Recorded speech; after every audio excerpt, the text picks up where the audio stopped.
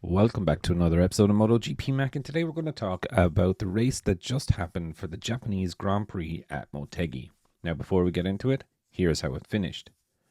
Pecco Bagnaia won it from Jorge Martin, Marc Marquez, Enea Bastianini, Franco Morbidelli, Brad Binder, Marco Bezzecchi, Fabio Di Gianantonio, Aleix Espargaro, Jack Miller, Johan Zarco, Fabio Quartararo, Taka Nakagami, Luca Marini, Raul Fernandez, Alex Rins, and Remy Gardner was the last one across the line.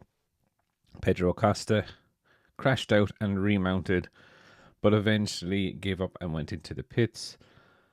Maverick Vinales crashed out. Augusto Fernandez crashed out. Lorenzo Salvadori retired to the pits. And Alex Marquez and Joan Mir had a very weird crash on the opening lap. Now, this race was a little bit different from the race yesterday. Pecco was still his normal, perfect Pecco self, absolutely blitzed it from the start, was able to pull a nice gap. And,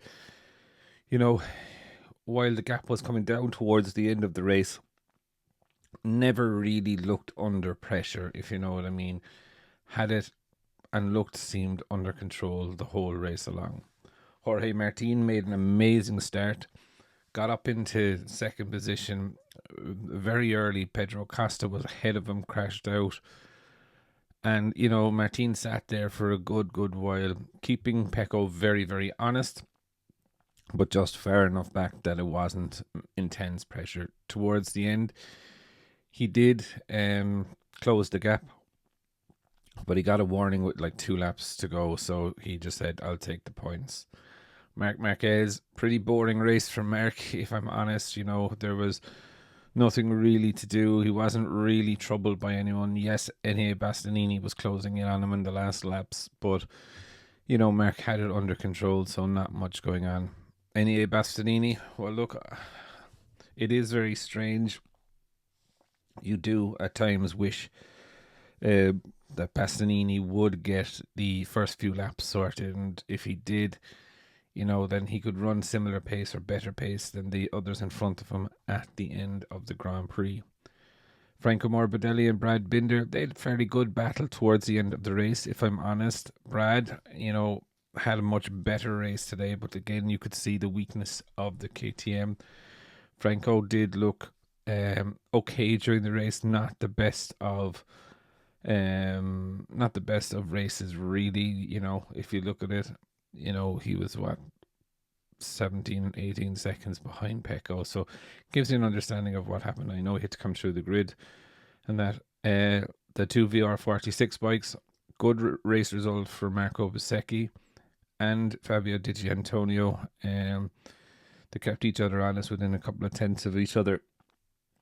Aleix Espargaro, again, top Aprilia home, 9th position.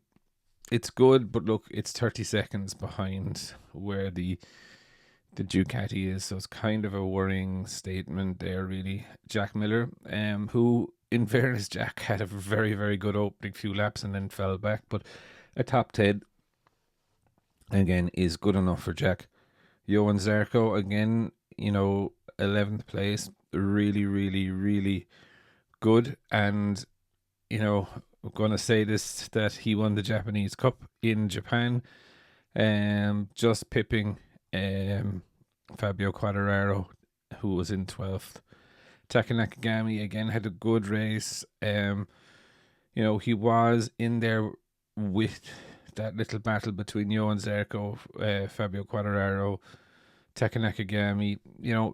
He was on the soft tyre as well, only rider to use the soft rear tyre. Luca Marini again was about 2 seconds off that battle in front. But again, kind of a lonely race because Raul Fernandez was nowhere near him either, was a further 4 seconds back. Alex Rins, really don't know what's going on there. And I don't mean to be harsh, but he was only 19 seconds faster than Remy Gardner, which is a pretty big thing to say because he should have been miles ahead of Remy Gardner. 19 seconds is not much, considering that alone Alex Rins was, 8 or 9 seconds behind Fabio. All in all, I thought it was a pretty good race. Do you know what I mean? There was a bit of a squeaky bum time, all right, when Jorge Martin was closing in on Pecco. Were we going to have that championship battle that we have talked about? But it wasn't to be. But for me, I suppose there's definitely two riders of the day. One is Pecco. That was just absolutely perfect from him. He did what he needed to do. Championship gap is down to 10 points. It's wide open. I know people were saying Martin is favourite and this and that and the other. Before the weekend, there was 5 rounds to go. Nearly 200 points or so up for grabs, and he was 20 behind. So, I think it's still wide open. One mistake is going to settle this. I think Jorge Martin was the other rider of the day for me. Coming from 11th to second, but also being able to put so much pressure on Pecco. It was trying to keep the championship going and alive, and maybe force Pecco into a mistake, but it wasn't to be today. But I would definitely love to know your thoughts. Who was your rider of the day?